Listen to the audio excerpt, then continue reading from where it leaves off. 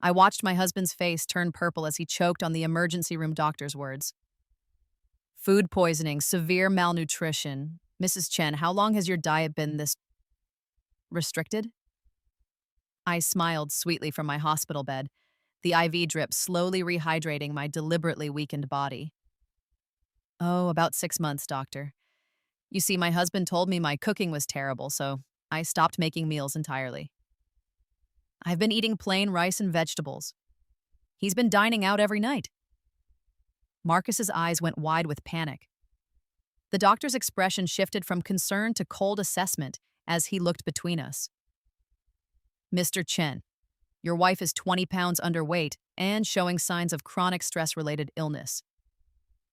I'm required to file a report. That was 3 days ago. 3 days since I'd executed the opening move in my new life. The life where I remembered everything from before. Let me take you back to where this really began. Not to this hospital room with its sterile sheets and Marcus's panicked face, but to a kitchen 7 years from now, in my first life, where I would die choking on my own blood while cooking my husband's favorite meal. I was 23 when I married Marcus Chen, and I thought I was the luckiest woman alive. He was 30, successful, handsome, and he'd chosen me, plain little Julie Jiang from the restaurant district, daughter of a small-town chef, nothing special except my ability to recreate any dish I'd ever tasted. My mother had died when I was 16, leaving me with her recipe books and her gift. My father remarried quickly, too quickly, to a woman named Patricia who brought her daughter Vivian into our home. Vivian was everything I wasn't: confident, beautiful, ambitious. Patricia made it clear that their family was the priority now. My father, weak-willed and eager to please his new wife, went along with everything. When Marcus started coming to my father's restaurant, I was working as a line cook to pay for community college. He was there for a business dinner, and he sent back his entree 3 times. The chef was ready to refuse service, but I intervened. I tasted the dish, identified what was wrong, and personally prepared a new version. He asked to meet the chef. When he found out it was me, just a girl in a grease-stained apron, he'd been charmed, or so I thought. We dated for 8 months. He took me to expensive restaurants, and I'd taste everything, memorizing flavors and techniques. Then I'd recreate the dishes at home, better than the originals. He loved it. He loved me, I thought. Patricia and Vivian attended our wedding, smiling their plastic smiles. My father gave me away with tears in his eyes. Guilty tears, I realize now. After the wedding, Marcus suggested I quit my job. I make enough for both of us, he'd said. Focus on making our home perfect. So I did. I cooked elaborate meals every night. His favorite was a dish I'd created just for him, braised short ribs with a star. Anise and wine reduction served over creamy polenta with roasted bone marrow on the side. It took 4 hours to prepare properly. I made it every Friday without fail for 7 years. 7 years of cooking, cleaning, being the perfect wife. 7 years of watching him come home later and later. 7 years of Facebook photos I wasn't tagged in, perfume I didn't wear, and a growing coldness in his eyes. The night I died, my first death, I was preparing his favorite meal. It was our anniversary, though he'd forgotten. Again. I'd spent the entire day on the dinner, using the last of my grocery budget for the expensive ingredients. Vivian came by that afternoon. She'd become a regular visitor, always friendly, always helpful. "You look tired, Julie," she'd said, perching on my kitchen counter. "Maybe I should tell you the truth. Marcus and I have been seeing each other for 3 years." I'd dropped the knife I was holding. She smiled, that beautiful, cruel smile. "Actually, we started dating before your wedding. He came to me for advice on how to lock you down. Turns out he wanted a live-in chef and maid, not a wife. But you were so perfect at it, so eager to please. We thought, why not let you keep doing it?" My hands shook as I picked up the knife. "That's not true. Patricia and I have been helping him hide everything. The separate bank accounts, the credit cards, the apartment he rents for us. Your father knows too. He thinks you're better off staying married to a successful man even if he doesn't love you. Better than being alone like your pathetic mother." She laughed, checking her phone. "Marcus is on his way home now, actually. I told him to finally ask you for a divorce tonight.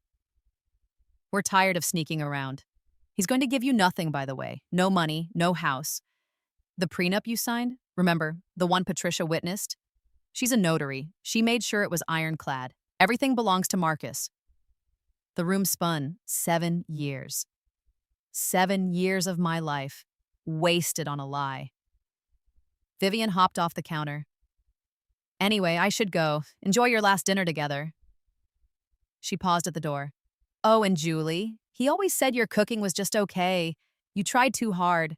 It was desperate. She left. I stood in my kitchen, surrounded by the ingredients for his favorite meal, and something inside me broke. I don't remember making the conscious decision. I just remember the gas stove, the special wine for the reduction, and drinking directly from the bottle as I cooked. Drinking and drinking until the kitchen blurred. I must have turned back to the stove too quickly. Must have slipped on the wine I'd spilled. The pot of boiling reduction tipped, and 400-degree liquid poured down my throat as I fell, screaming. I died in my kitchen, in my beautiful home that wasn't mine, preparing the favorite meal of a man who'd never loved me. And then I woke up. I woke up in my old bedroom at my father's house, in a twin bed I hadn't slept in for years. The alarm clock read 6:47 a.m. The date on my phone made my heart stop. It was the morning of my first date with Marcus. I sat up slowly, my throat aching with phantom burns that weren't there. My hands were smooth, unscarred by years of kitchen work. I was 22 years old again. For 3 days, I thought I was losing my mind. I watched myself move through routines I remembered, conversations I'd had before. Patricia made passive-aggressive comments about my clothes. Vivian borrowed money she'd never return. My father pretended not to notice. And then Marcus walked into the restaurant. I watched him send back his entree once, twice.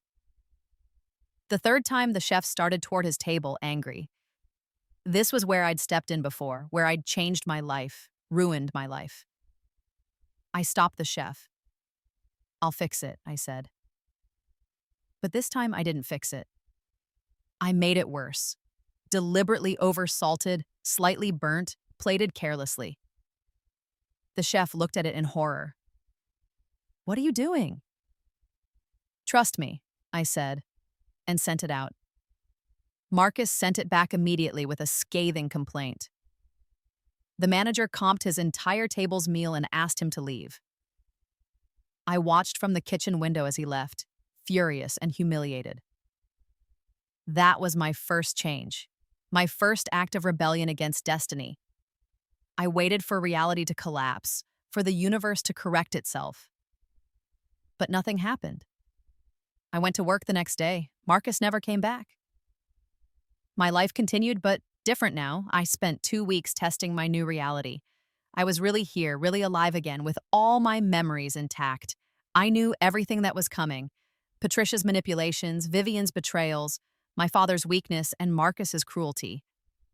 Knowledge is power, they say, but knowledge with time to plan, that's revenge. 3 months after my first date with Marcus never happened, I met him again at a food industry conference. I'd used my savings to attend, networking aggressively with restaurant owners and food critics. I'd started a blog documenting my recipe experiments, using my knowledge of future food trends to go viral quickly. Marcus was there representing his family's investment firm. They specialized in restaurant acquisitions, something I'd never known in my first life when I'd been too busy cooking to ask about his work. He didn't recognize me at first. Why would he? In my first life, I'd been dressed in a stained apron, desperate and eager to please. Now I wore a professional dress, spoke confidently about the industry, and most importantly, I walked away from our conversation first. He followed me. Over the next month, he pursued me aggressively. Dinner invitations, flowers sent to my father's restaurant, tickets to exclusive food events. I accepted selectively, kept him at arm's length, and never, not once, offered to cook for him. I keep my professional and personal lives separate, I told him with a sweet smile. I cook for money, not for fun. It drove him crazy. In my first life, I'd been so eager to please, cooking elaborate meals on our second date. Now, when we went to restaurants, I critiqued the food professionally and refused to share my own techniques. You're different from other women, he said one night, frustrated. You're challenging. Good, I replied. I'd hate to be boring. Vivian tried to interfere. She started showing up at events where she knew Marcus would be, dressed to kill, flirting obviously. But I'd done my research this time. I knew Marcus's type, and it wasn't actually the beautiful, confident woman he'd had his affair with before. It was the chase, the conquest, the thing he couldn't have. In my first life, I'd been too easy. I'd given him everything before he'd earned it. This time, I made him work. 6 months into our new relationship, he proposed. I said no. Why? He was genuinely shocked. In his world, women didn't refuse Marcus Chen. Because I don't know if I trust you, I said simply. And I won't marry someone I don't trust. I let him sweat for 3 months. In that time, I did my real work. I hired a private investigator, a good one, expensive.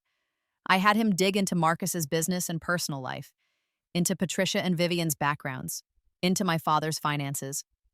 What I found was worse than I'd remembered. Patricia had been systematically stealing from my father's restaurant for years, funneling money into accounts under Vivian's name. They'd planned to bankrupt the business, buy it for pennies, and flip it for profit. My father had signed documents he didn't understand, trusting his wife. Marcus's investment firm had been involved in several predatory acquisitions, targeting family restaurants and then closing them to sell the real estate. One of their upcoming targets? My father's restaurant. And Vivian? She'd been Marcus's on and off girlfriend since college. They'd never really broken up. Patricia had encouraged the relationship, seeing Marcus as a useful business connection. In my first life, I'd been a pawn in their game. A convenient cover story for Marcus, a source of free labor, and a distraction for my father while they robbed him blind. Not this time. I accepted Marcus's second proposal with conditions. I want a prenup, I told him, one that protects both of us fairly. He was surprised but agreed, probably thinking I had nothing worth protecting. His lawyer drew up the first draft, the same terrible prenup from my first life. I rejected it. Get your own lawyer, Marcus suggested, annoyed. I will, I said sweetly. I hired the best divorce attorney in the state, a woman who specialized in high net worth cases. Together, we crafted a prenup that looked standard but had very specific clauses about infidelity, hidden assets, and business dealings, and a clause requiring full financial disclosure during marriage, updated quarterly. Marcus's lawyer approved it without reading carefully. After all, what assets did a restaurant line cook have? They didn't know about the food blog that was now generating significant income, the cookbook deal I'd just signed with a major publisher, the investors I'd been courting for my own restaurant concept. We married quietly, no big wedding this time. I insisted on a small ceremony, claiming I wanted to save money for our future. Patricia and Vivian looked disappointed. They'd probably planned to use the wedding to network. The night of our wedding, Marcus expected me to cook his favorite meal. I'd dropped hints about it during our engagement, watching his anticipation grow. Instead, I ordered pizza. I'm too tired, I said with a yawn. We can cook together this weekend. The weekend came. I was busy with work, and the next weekend, and the next. I thought you loved cooking, Marcus said after a month of takeout and simple meals. I love cooking professionally, I corrected. It's my job. When I come home, I want to relax. His face tightened. But you could make something special sometimes, right? Like that short rib dish you mentioned? Maybe, I said vaguely. When I have time.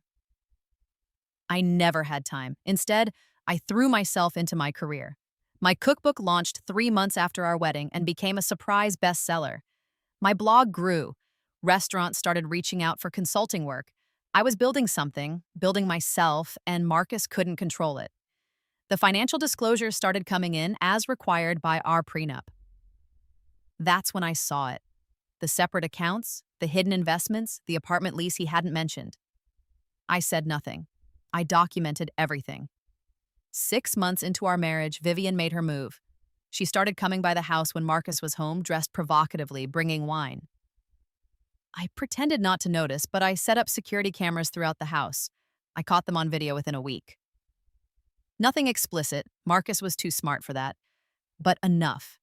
Intimate conversations, her hand on his arm, him not pulling away. I still said nothing.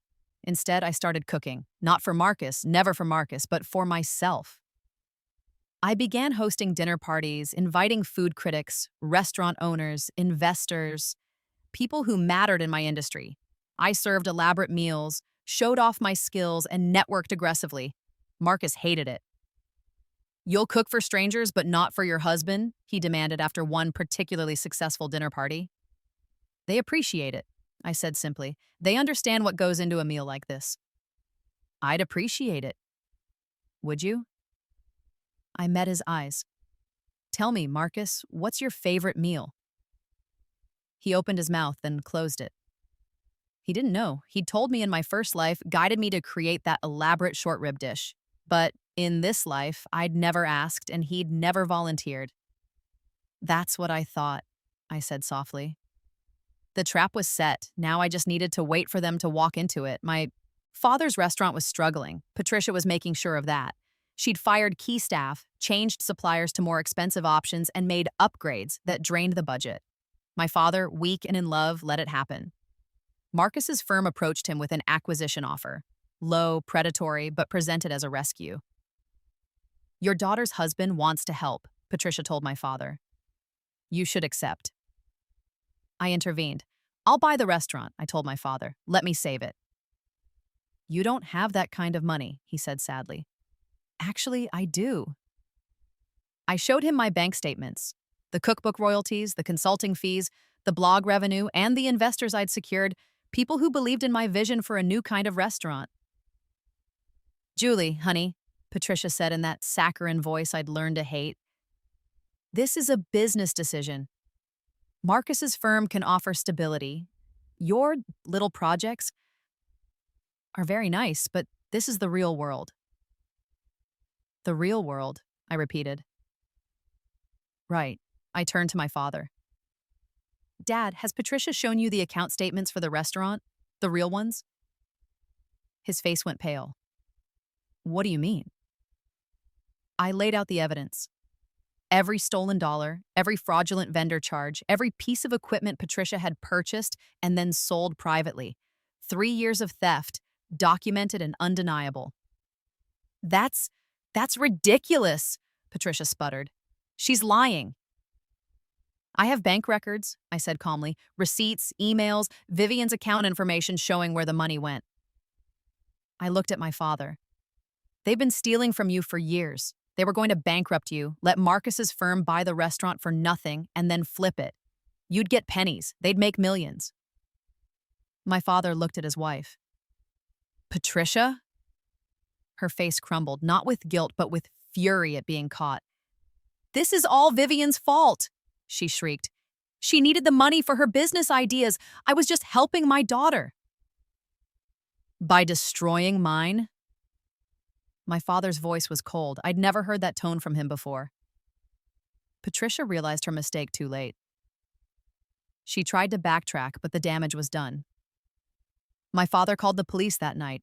Patricia and Vivian were arrested for embezzlement and fraud. Marcus found out when his firm's legal team called. The restaurant acquisition was dead. I'd already purchased it from my father for fair market value using my investors' money. And with Patricia and Vivian facing criminal charges, their connection to Marcus's firm was a liability. "Did you know," I asked him that night, "about what they were doing?" "No," he lied. I could see it in his eyes. He'd known. Maybe not all the details, but he'd known enough. "Interesting," I said, "because I have emails suggesting otherwise." I didn't, not really. But I had enough circumstantial evidence to make him sweat. And more importantly, I had the security camera footage of him and Vivian. "Julie, listen." "No," I cut him off. "You listen. I'm filing for divorce, and thanks to our prenup, I'm going to take you for everything." His face went white. "You can't. The prenup protects me." "It protects both of us," I corrected, "including clauses about infidelity and hidden assets." "You've been paying for Vivian's apartment, Marcus. That's a hidden asset you didn't disclose in our quarterly financial statements. And the security footage of you two together? That's infidelity." "We never actually, but doesn't matter. The prenup defines infidelity as emotional or physical betrayal. Your lawyer should have read it more carefully. I watched understanding dawn on his face.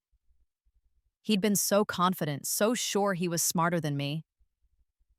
In my first life, he'd been right, but not this time. You planned this, he whispered, from the beginning. I protected myself, I corrected. There's a difference. The divorce took 8 months. Marcus fought hard, but I had documentation for everything. The hidden accounts, the apartment lease, the connection to Patricia and Vivian's fraud scheme, the security footage, the violated prenup clauses. His lawyer tried to argue that my cookbook and restaurant were marital assets. My lawyer proved I'd developed both independently, using resources from before the marriage and during the marriage without any financial support from Marcus. In the end, I walked away with everything I'd brought in, plus half his liquid assets, plus the apartment he'd leased for Vivian, which I promptly sold. Patricia and Vivian both took plea deals. Patricia got 3 years, Vivian got 2. My father divorced Patricia while she was in prison and slowly started rebuilding his relationship with me. I'm sorry, he told me one night at the restaurant, my restaurant now. I was weak. I let them hurt you. You did, I agreed. But you're here now. That's what matters. The restaurant flourished under my management. I hired back the staff Patricia had fired, found better suppliers, and implemented new menu items based on my future knowledge of food trends. Within a year, we had a waiting list for reservations. My cookbook went into its 3rd printing. I was approached for a 2nd book, then a 3rd. Food Network wanted to discuss a show. I was becoming successful, not as Marcus's wife, not as someone's victim, but as myself. But I couldn't forget that final night in my first life. That terrible, painful death. And I couldn't forget the words Vivian had spoken. He always said your cooking was just okay. You tried too hard. It was desperate. 2 years after the divorce, Marcus tried to come back.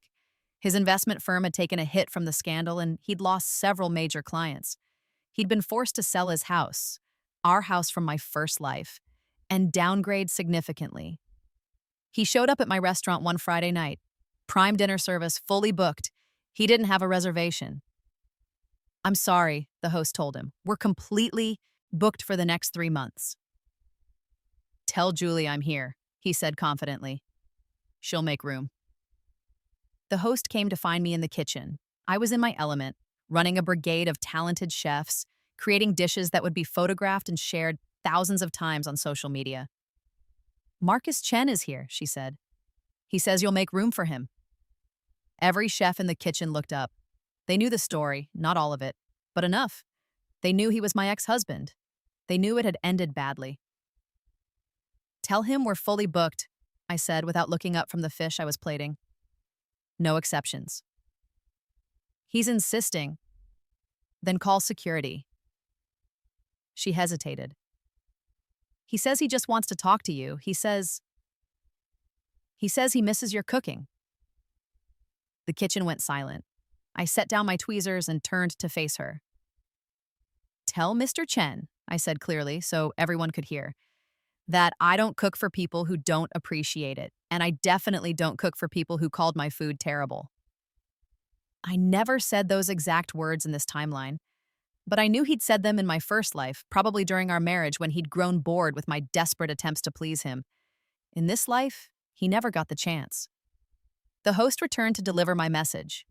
Through the kitchen window, I watched Marcus's face cycle through emotions: shock, anger, humiliation. He left without causing a scene. I went back to work.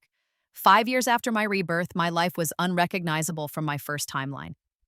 I owned 3 successful restaurants, had published 5 cookbooks, and was in development for my own streaming cooking show. My father had fully recovered from Patricia's betrayal and was now a partner in my business.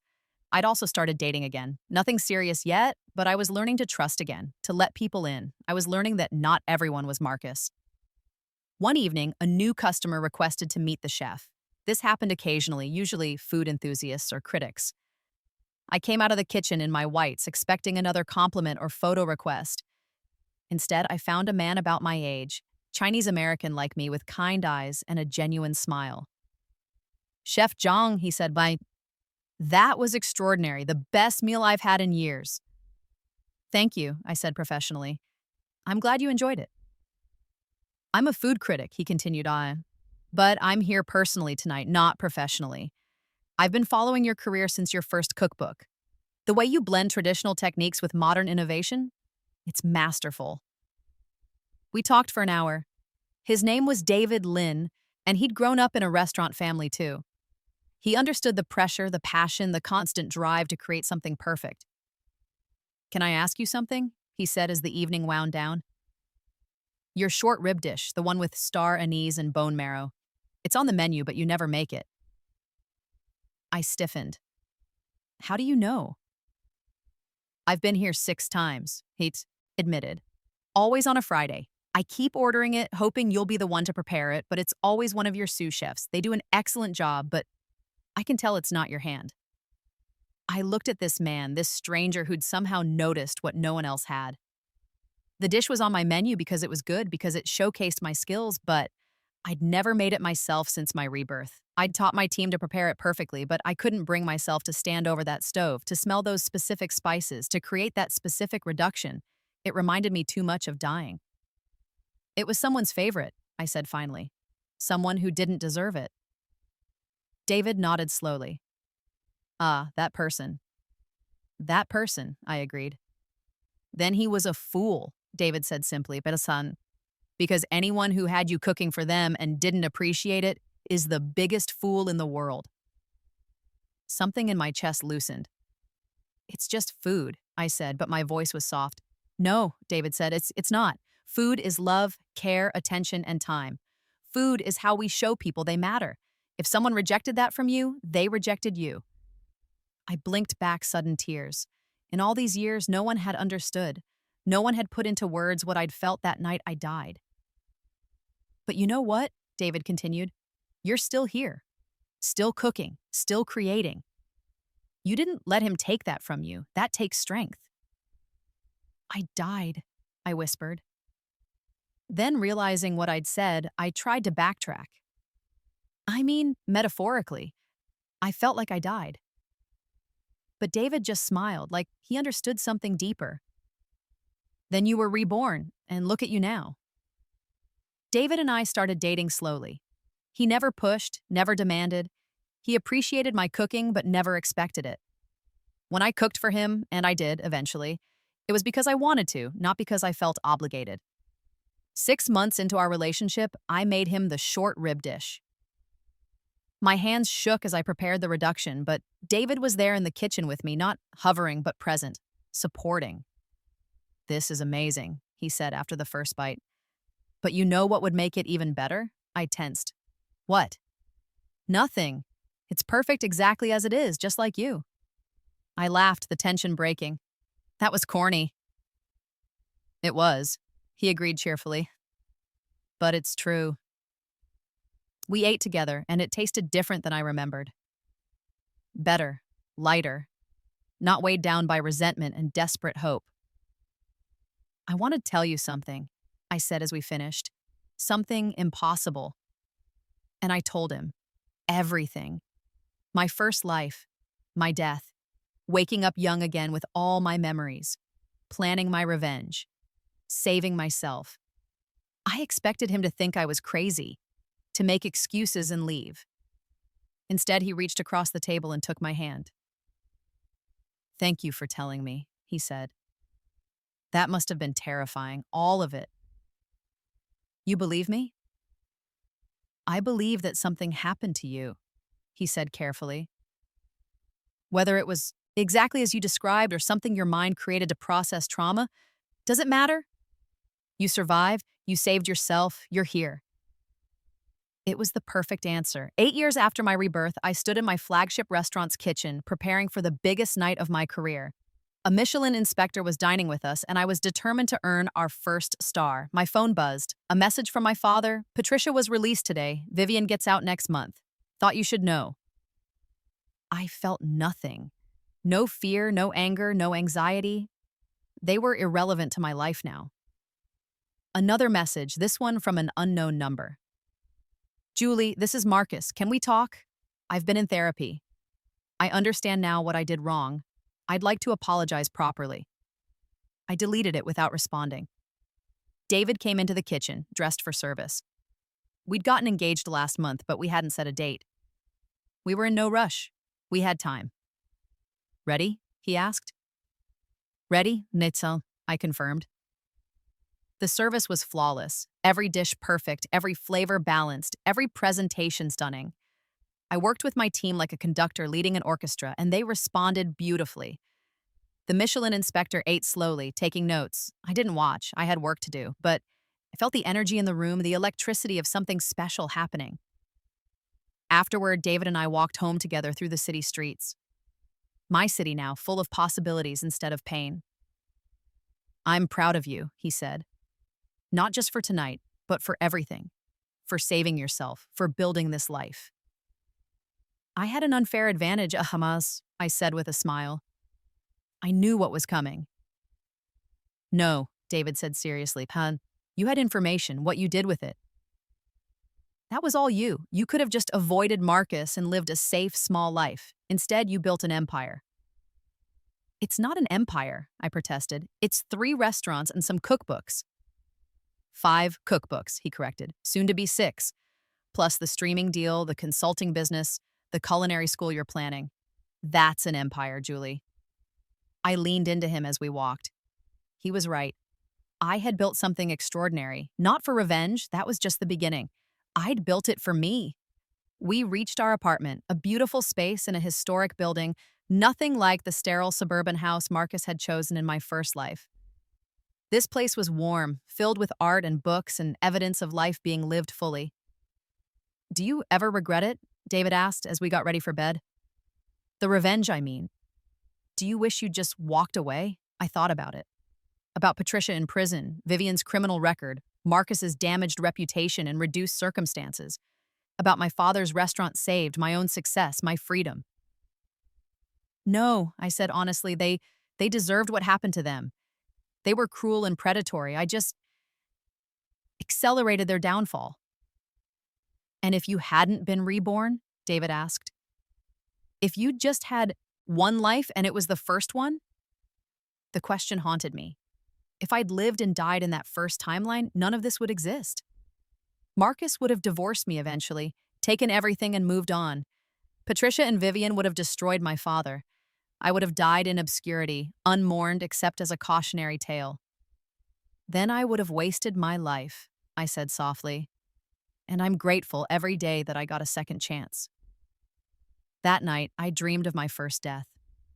The pain, the burning, the regret. But when I woke, David was beside me and sunlight was streaming through our windows, and I could hear the city waking up below. I got up and went to the kitchen. Not to cook Marcus's favorite meal, I'd never make that for him again, or for anyone else. Instead, I experimented with a new dish, something I'd been planning. A dessert that combined traditional Chinese flavors with French techniques, representing old and new, east and west, death and rebirth. I was testing the recipe when David emerged, sleepy and smiling. What's that? Something new, I said. Want to try? He tasted it and his eyes widened. That's incredible. What is it? Phoenix cake, I said. Made from ashes and reborn in flame. Very poetic, he said with a grin. Also delicious. You should put it on the menu. I would, but first I had something else to do. 10 years after my rebirth, I received an invitation to a food industry gala. It was a major event, black tie, with everyone who mattered in attendance. I was receiving an award for my contributions to culinary innovation. Marcus would be there. I knew because his firm was a sponsor, clinging to relevance through association with more successful people. David offered to skip it with me. We can stay home, he said. Order pizza. Watch terrible movies. No, I said. I want to go. I've earned this. The gala was spectacular. I wore a custom gown, red like flame, like Rebirth. My father accompanied us, proud in his tuxedo. My restaurants had made him wealthy again, had given him purpose. He was thriving. When my name was called for the award, I walked to the stage through applause. I accepted the trophy, a beautiful glass sculpture of a phoenix, and stepped to the microphone. Thank you, I said. This award means more to me than you know. 10 years ago, I was just a line cook with a dream. I had people tell me I'd never succeed, people who thought I was only good for cooking someone else's favorite meal, for serving someone else's ambitions. I saw Marcus in the crowd. He was at a back table, looking older, harder, alone. But I learned something important, I continued. You can't live for other people's approval. You can't cook to please someone who doesn't appreciate you. You have to create for yourself first. And if you do that, if you're authentic and excellent and true to your vision, the right people will appreciate it. The audience applauded. I looked directly at Marcus as I spoke my next words. Fine. To everyone who ever called my cooking terrible, thank you. You taught me that I didn't need you. You taught me to value myself, and that lesson was worth every moment of pain. The applause grew louder. I raised my trophy, catching the light, letting it refract into 1,000 colors. This is for everyone who was underestimated, everyone who was told they weren't good enough, everyone who had to die to be reborn. We are phoenixes, all of us, and we are magnificent. I left the stage to a standing ovation. David was crying, my father was beaming, and Marcus was leaving through the side exit. I didn't watch him go. I was done watching Marcus Chen. The Michelin star came through, then a second one 2 years later. My streaming show launched to record viewership. The culinary school opened with a full roster of students. I taught them what I'd learned. Cook with passion, know your worth, and never, ever make anything for someone who doesn't appreciate it. David and I married in a small ceremony at the original restaurant, surrounded by food and friends and love. My father walked me down the aisle, and this time his tears were happy. I wore red again. Red for fire, for rebirth, for phoenix rising. Patricia died in prison. Health complications from poor living conditions. I felt nothing. Vivian tried to contact me after her release, wanting forgiveness or money or something. I never responded. She was a ghost from a life that no longer mattered. Marcus's firm went bankrupt during an economic downturn. He tried to pivot to consulting, but his reputation never recovered from the scandal with Patricia and Vivian. Last I heard, he was managing a mid-level chain restaurant in the suburbs, the kind of place that microwaves their signature dishes. I didn't gloat. I didn't need to. His downfall wasn't my victory. My success was. 15 years after my rebirth, I stood in my kitchen. Not a restaurant kitchen this time, but the one in the home David and I had built together. Our daughter, May, was 7 years old, and she stood on a stool beside me, carefully whisking eggs for a cake. "Mama, why do we always cook together?" she asked. "Because cooking is how we show love," I told her. "And I want you to always know you're loved."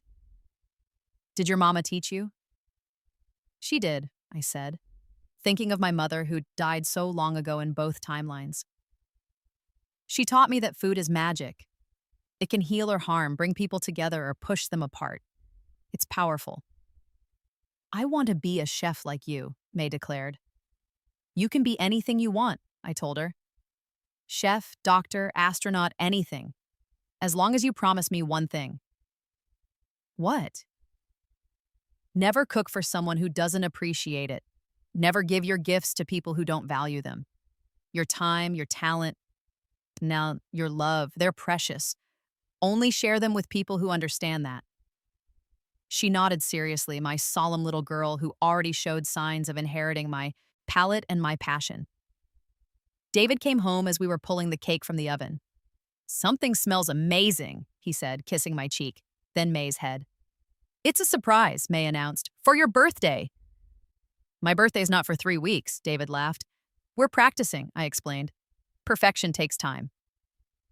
We ate dinner together, the three of us, and it was nothing fancy, just pasta and salad and bread. Simple food made with love, shared with people who appreciated it. After May went to bed, David and I sat on our balcony looking out over the city lights. "Do you ever think about it anymore?" he asked. "The first timeline?" "Sometimes," I admitted. "Usually when I'm very happy, like tonight. I think about how close I came to never having this." "Any regrets?" "Just one," I said. "I regret that version of me, the first me, never got to experience this happiness. She died thinking she was worthless, that her gifts didn't matter, that she'd wasted her life." "But you didn't waste it," David said softly. Even that first life wasn't wasted. It taught you everything you needed to know for this one. He was right. My first life had been my teacher, however brutal the lessons. It had shown me what happened when you lived for other people's approval, when you gave everything to someone who gave nothing back, when you let yourself be diminished. I wish I could go back and tell her, I said. Tell that girl in the kitchen making his favorite meal one last time that she deserved so much more, that she was talented and valuable and worthy of love. Maybe you just did, David said, pulling me close. Maybe every time you teach a student to value themselves, every time you tell May to never settle, every time you share your story, maybe you're telling her. I leaned into my husband's warmth and thought about all the versions of me that existed in the multiverse. The one who died in that kitchen, the one who was reborn with memories, and infinite others who made different choices, lived different lives. I hope so, I whispered. I hope somewhere, somehow, she knows she was enough. She was always enough. 20 years after my rebirth, I was 43 years old and at the peak of my career. 3 Michelin stars at my flagship restaurant, 7 cookbooks, a successful streaming network of cooking shows, and the culinary school that was now producing some of the industry's most promising young chefs. But more than that, I had peace. I received an email one Tuesday afternoon. The sender's name made me pause. Marcus Chen. Subject: one last thing. I almost deleted it, but curiosity, or maybe a need for closure, made me open it. Julie, I don't expect you to respond to this. I don't deserve a response, but I need to say it anyway. I've been in therapy for 8 years now. Real therapy, not the kind you go to so you can tell people you're working on yourself. And I've finally understood what I did to you. I didn't just fail to appreciate your cooking. I failed to appreciate you. Your time, your effort, your love. I treated you like a service provider, not a partner. I took everything you gave and demanded more, all while giving nothing back. The worst part is I did it consciously. I knew what I was doing. Vivian and I, we laughed about it, about how eager you were to please, how easy you were to manipulate. We thought we were so clever. I'm not writing this to ask for forgiveness. I know I don't deserve it. I'm writing because you deserve to hear the truth. You were never the problem. Your cooking was never terrible. It was extraordinary. I said those things because I wanted to keep you small, keep you uncertain, keep you focused on pleasing me instead of building your own life. I see now what you've become without me, and I understand what I destroyed in my first marriage to you. Wait, that doesn't make sense. We were only married once. Sorry, I've been having strange dreams lately. Dreams where we were married longer, where everything went differently, where something terrible happened. Never mind, I'm rambling. What I mean to say is, I'm sorry for all of it. You deserved better. You always deserved better. I won't contact you again, Marcus. I read the email 3 times. The strange part about dreams, about a first marriage, it sent chills down my spine. Did he somehow remember, or was it just guilt manifesting in strange ways? It didn't matter. I closed the email without responding. Not because I was still angry. Anger had burned out years ago, leaving only ash and new growth, but because he was right. He didn't deserve a response. He didn't deserve any more of my time or energy. I had a daughter to pick up from school, a husband to have dinner with, and a new recipe to test for my next cookbook. I had a life that was full and beautiful and entirely mine. Marcus Chen was finally, truly, just a ghost from my past. May grew up surrounded by food and love. She chose to become a doctor, not a chef, but she carried the lessons I'd taught her. She cooked for friends and family with joy, never with obligation. She chose partners who appreciated her, who added to her life rather than diminishing it. You raised her well, David said on our college graduation day. We raised her well, I corrected.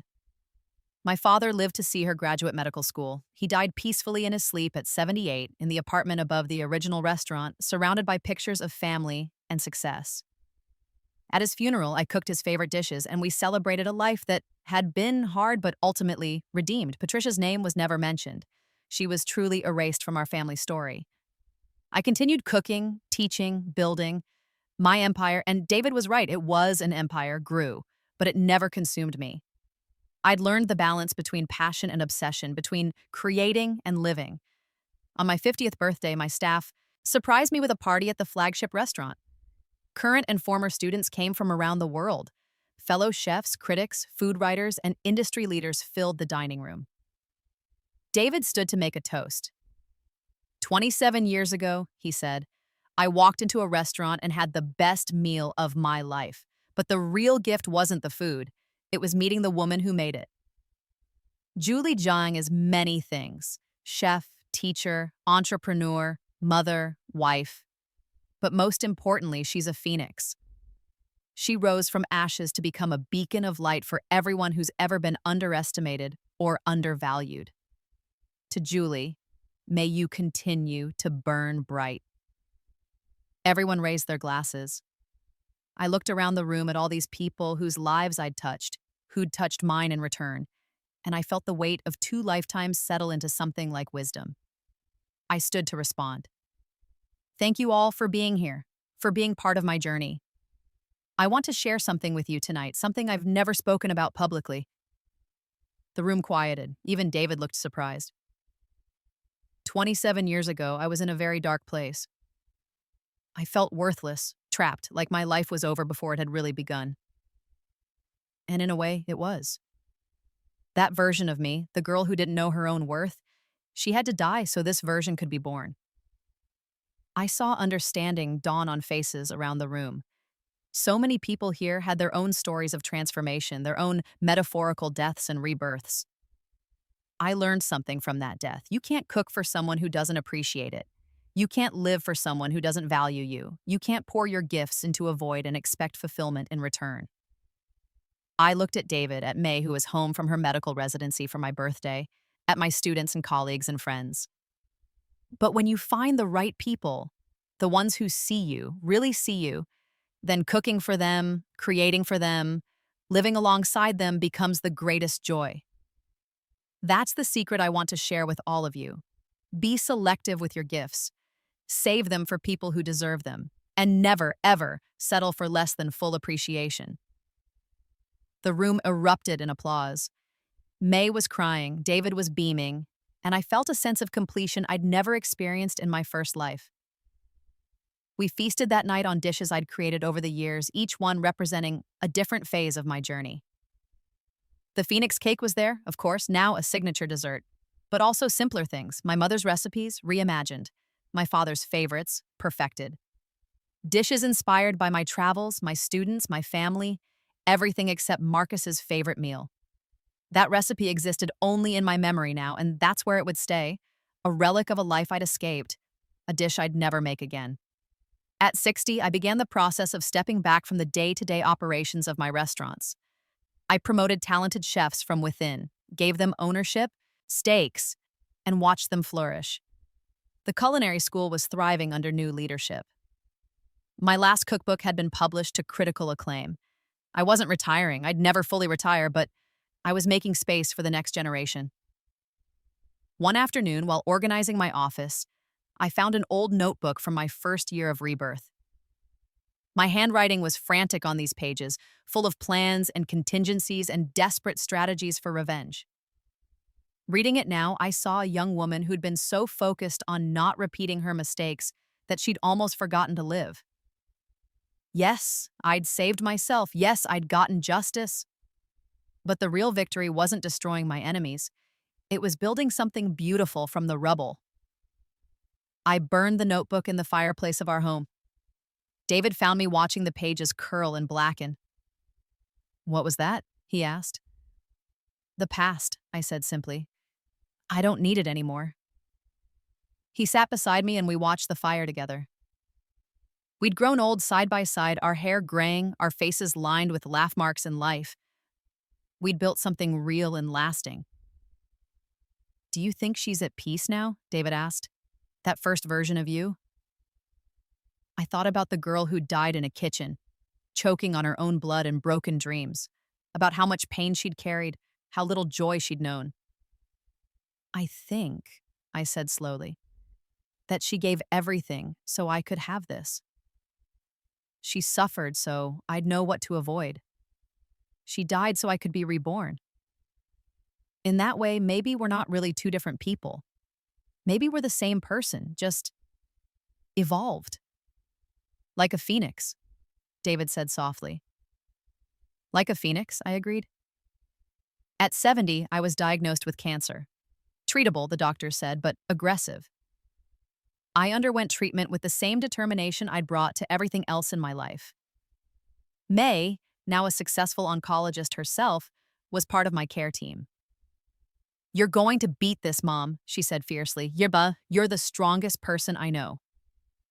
I did beat it, but the experience changed something fundamental in me. I'd been reborn once before, given a second chance at life. Now I'd been given a third chance, and I understood that chances, however many you got, were finite. I wrote one final book, not a cookbook this time, but a memoir. I told the truth, or as close to it as I could without sounding insane. I wrote about toxic relationships, about finding your worth, about the death of who you were and the birth of who you could become. I wrote about Marcus, though I didn't use his real name, about Patricia and Vivian and my father's weakness, but I also wrote about redemption and growth and the power of second chances. The book was titled Never Again, One Woman's Recipe for Rebirth. It became my bestseller. I received thousands of letters from readers who'd seen themselves in my story. People trapped in bad marriages, toxic families, soul-crushing jobs, people who felt like their lives were over. I answered as many as I could.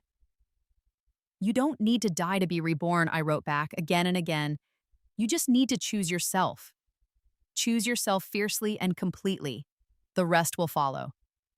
At 83, I was in the kitchen of the original restaurant, now a culinary landmark, teaching one final class.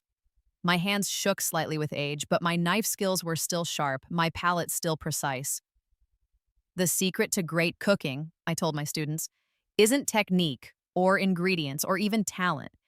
It's knowing who you're cooking for and why. A young woman in the back raised her hand. She reminded me of myself at that age, uncertain, eager, full of potential she didn't yet recognize. What if you're cooking for someone who doesn't appreciate it? She asked. Like, what if you love cooking but your family just sees it as a free meal service? The other students laughed, recognizing the situation. But I didn't laugh. Then you stop, I said firmly. You stop cooking for them. You save your gifts for people who deserve them. But their family. Family should appreciate you most of all, I interrupted. Blood relation doesn't entitle anyone to your labor, your love, or your gifts. If they can't value what you bring to the table, then don't set a place for them. The room went silent. It was harsh advice, maybe. But it was true. However, I continued, softening slightly, sometimes people don't know how to appreciate something until it's gone. So you can set boundaries, cook for yourself, invite them to join you on your terms. And if they still don't appreciate it, then you have your answer. The young woman nodded slowly, understanding dawning in her eyes. After class, she approached me privately. Can I tell you something? She asked nervously. Of course. I'm in a relationship with someone who criticizes everything I make. He says he's trying to help me improve, but it doesn't feel like help. It feels like he's trying to make me small. My heart ached for her, for all the young women who found themselves in the situation I'd escaped. What's his favorite meal? I asked. She told me. Something elaborate, time-consuming, expensive. Here's what you do, I said. Tonight you make yourself the most beautiful, delicious meal you can imagine. Just for you. You set one place at the table. You light a candle. You pour yourself wine or tea or whatever you love. And you eat alone, savoring every bite. And if he asks why he's not included, you tell him the truth. This meal is for someone who appreciates your cooking. When he's ready to be that person, he can join you. She left with tears in her eyes and determination in her posture. I never found out what happened with her relationship, but 2 years later, I saw her name in a prestigious culinary magazine. She'd won an award for innovative vegetarian cuisine. In the interview, she said, I finally learned to cook for myself first. Everything else followed from that. Clipped the article and put it in my journal. Another phoenix risen from ashes. David died when I was 85 and he was 87, peacefully in our bed with me holding his hand. His last words were, "Thank you for choosing me." "Thank you for being worth choosing," I whispered back. The grief was enormous, all-consuming, but it was clean grief, honest grief, not the complicated, poisonous grief of my first life's death. I mourned because I'd lost someone who'd enriched my life, not because I'd wasted my life on someone unworthy. May took care of me in the weeks after, making sure I ate, slept, continued living. "He wouldn't want you to give up," she said. "I'm not giving up," I assured her. "I'm just adjusting." I sold most of my business interests, keeping only the original restaurant. It was managed by former students now, but I still visited weekly, teaching occasional classes, maintaining the legacy. On what would have been David's 88th birthday, I made his favorite meal. Not Marcus's elaborate short ribs, I'd kept my vow never to make that again. But David's favorite: simple roast chicken with herbs, crispy potatoes, and a green salad. Food that tasted like home and comfort and love. I set 2 places at the table. I poured 2 glasses of wine, and I ate slowly, remembering every meal we'd shared, every conversation, every moment of appreciation and joy. "You were the best thing that came from my rebirth," I said to his empty chair. "Thank you for seeing me, for valuing me, for loving me exactly as I was." The apartment was quiet except for the sounds of the city outside. My city, where I'd built my empire and my life, where I'd transformed from victim to victor, from broken to whole. At 90, I gave my final interview to a journalist writing a retrospective on my career. We sat in the original restaurant, surrounded by photos documenting decades of success. "Do you have any regrets?" the journalist asked. I thought about it carefully, about Marcus and Patricia and Vivian, about my father's weakness and my mother's early death, about the first life I'd lived and lost, and the second life I'd seized with both hands. "I regret nothing," I said finally. "Not the pain, not the betrayal, not even the death that led to my rebirth. It all taught me something essential. You have to know your worth. You have to protect your gifts, and you have to be willing to burn down the old life to build a new one." "That's a harsh philosophy," the journalist observed. "Life is harsh," I countered, "but it's also full of possibility. You can be broken or you can be a phoenix. The choice is yours. And if someone reading this is in the situation you were in, trapped, undervalued, desperate," I looked directly into the camera they were using for supplemental video. "Stop cooking his favorite meal," I said clearly. "Whatever form that takes in your life, stop giving your gifts to people who don't appreciate them. Stop shrinking yourself to fit into spaces too small for you. Stop accepting crumbs when you deserve the whole feast." I paused, making sure every word landed. "You are worthy. Your time is valuable. Your love is precious. Your gifts are rare. Don't waste them on people who treat them as obligations rather than treasures. And if you have to burn down your whole life to save yourself, burn it down. You can rise from the ashes. I'm living proof." The interview went viral. The video clip was shared millions of times, always with the same theme: stop cooking his favorite meal. It became a rallying cry. Women leaving bad relationships, quitting exploitative jobs, cutting off toxic family members, they all used the phrase. "I'm done cooking his favorite meal," they'd post, and everyone understood. I'd given them permission to choose themselves, just as I'd done all those years ago. I died at 93 in my sleep, in the apartment overlooking the city. May found me the next morning, peaceful and smiling. My funeral was held at the flagship restaurant. Hundreds attended: former students, colleagues, readers, people whose lives I'd touched in ways large and small. They served food from my cookbooks, dishes I'd created over a lifetime of cooking. Everything except one recipe. Everyone who knew my story understood the omission. May gave the eulogy. "My mother taught me many things," she said, her voice strong despite her tears. "How to cook, how to work, how to build something meaningful. But the most important lesson was this: know your worth, and never settle for less than you deserve." She lived 2 lives, May continued, and some people in the audience looked confused, while others nodded knowingly. "She died once and was reborn once and taught us all that we can be reborn too." Not literally, though she might have argued otherwise, but metaphorically. We can all rise from our own ashes. We can all become phoenixes. She raised a glass. To Julie Zhang, who taught us to never cook for those who don't appreciate it. To my mother, who chose herself and taught me to do the same. To the phoenix who showed us all how to fly. To the phoenix, the crowd echoed. They buried me next to David under a tree we'd planted together decades ago. The headstone read, Julie Zhang Chef, Teacher, Phoenix. She chose herself. Years after my death, the restaurant industry established the Julie Zhang Award for Culinary Excellence and Personal Integrity. It's given annually to chefs who demonstrate not just skill, but also the courage to value themselves and their work. The culinary school I founded continues to thrive, teaching technique but also self-worth.